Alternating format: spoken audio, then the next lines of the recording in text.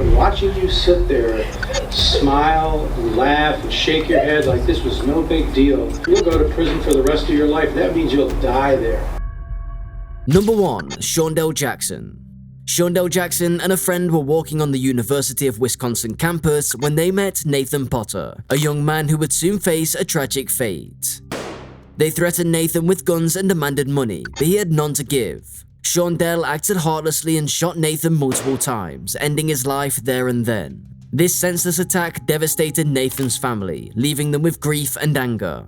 Tension filled the air as Shondell faced the charges against him in the courtroom. The evidence proved his guilt, and he showed no remorse during the trial, even mocking Nathan's family.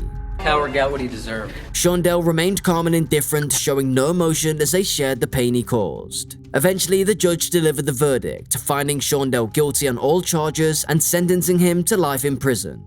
At that moment, Shondell's facade crumbled, and he revealed a mix of anger and disbelief. He had once thought he was untouchable, but now he had to face the consequences of his actions.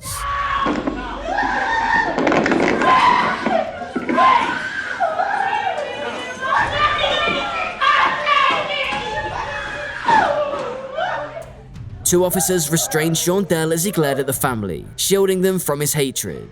This reaction showed that he could no longer escape the punishment he deserved. Number 2. Samantha Grigg. At 18 years old, Samantha Grigg was sentenced to 6 to 15 years in prison for her involvement in a tragic incident that resulted in the death of Dustin Frockler, a 19-year-old student at Michigan State University. Grigg was driving the vehicle that led to Frogler's demise during a manslaughter and unarmed robbery case. During the court proceedings, Grigg expressed deep regret to the victim's family and conveyed how heart-wrenching the situation was for her. I would like to extend my deepest remorse to the family of the victim. He was a fellow musician. It really breaks my heart. Due to her actions, she will not be able to pursue higher education and will serve time behind bars. The incident occurred when Grigg drove Tyrell Bredenitz and Brandon Heim to Frockler's apartment on February the 15th. There, they assaulted Frockler, and in an attempt to escape, he jumped out of the moving vehicle, which was going up to 60 miles an hour. Frockler suffered a fractured skull from the assault with brass knuckles. The assailants also stole approximately $800 from Frockler during the incident. Grigg was visibly distraught and tearful in court as she apologized for her role in Frockler's death. While she claimed she had no intention of causing harm, she acknowledged that she was the driver for the two individuals who committed the robbery. Number 3. Antonio Barbu. At the young age of 14, Antonio Barbu committed a terrible crime together with his friend Nathan Pape. They used a hatchet to attack Barbu's grandmother, Barbara Olson, causing her death in her home in Sheboygan, Wisconsin. In court, Barbu pleaded no contest to intentionally causing his grandmother's death and expressed remorse for his actions, asking for forgiveness. I know I don't show my emotions much, and I myself am not sure why, but that doesn't mean I don't. He was sentenced to at least 36 years in prison with the possibility of parole at the age of 50. During the trial, Barbu admitted to using the hatchet on his grandmother, while Pape used a hammer during the attack. They had planned to rob her, but ended up taking her life. Barbu said they struck Olsen multiple times, and after she died, they stole some items from her home and fled in her car. Please send an ambulance and the police. My mother is laying in the garage and there's a lot of blood and there's a blanket over her head. Despite Barbu's cognitive disorder resulting from a previous brain injury, the judge held him responsible for his actions and didn't excuse him for the severity of the sentence. Pape also confessed to his involvement in the crime and is awaiting his sentencing. The tragic incident serves as a reminder of the importance of preventing such acts and supporting vulnerable individuals. Number 4. Nicholas Lindsay. Despite being once too young to drive, Lindsay faced severe punishment for his crimes. I'm telling y'all not to do it. Who did it? However, instead of showing remorse or regret, he wore a twisted grin, displaying a lack of remorse.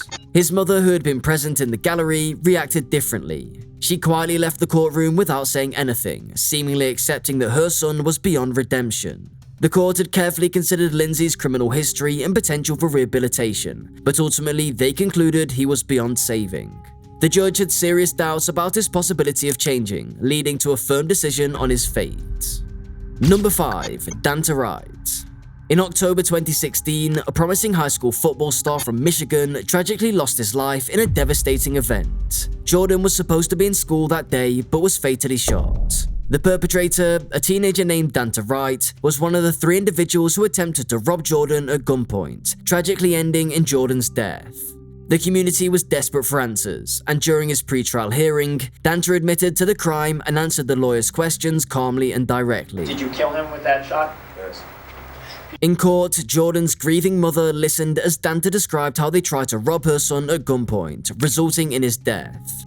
I'll be home soon, R.I.P. Keon, I love my family. Despite the gravity of the actions, Dante showed little remorse and didn't seem to be afraid of the lengthy prison sentence ahead of him. Number 6. TJ Lane. At Chardon High School, a typical Monday morning turned into a nightmare when TJ Lane entered the cafeteria wearing a sweatshirt with the word killer and opened fire.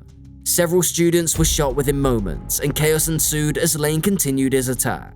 During the court proceedings, Lane showed no remorse for his actions. He wore a shirt with killer written on it and used offensive language to taunt the victims and their families. In the end, Lane received 3 life sentences for the lives he took, offering some measure of justice for the victims and their loved ones. The brother in the courtroom and that did this was not the brother I knew. Number 7. Frenecha Torres.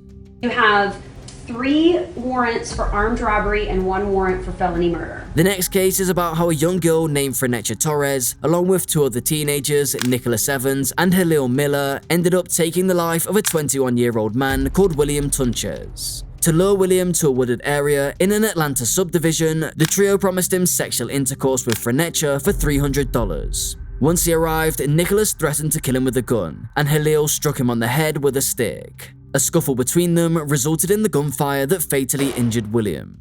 The 3 teenagers took his valuables and fled the scene. William's body was discovered the following day, and the police were able to identify him and piece together what had happened. All 3 teens were arrested, and Halil and Nicholas confessed to the crime. They were charged with several offenses, including felony murder, aggravated assault, and armed robbery. Frenecha remained silent, hoping to receive less severe charges than the others. However, she was surprised when her charges were announced in court, including 3 warrants for armed robbery and 1 for felony murder. Number 8. Jennifer Mee. At 19 years old, Jennifer Mee was arrested on charges of first-degree murder.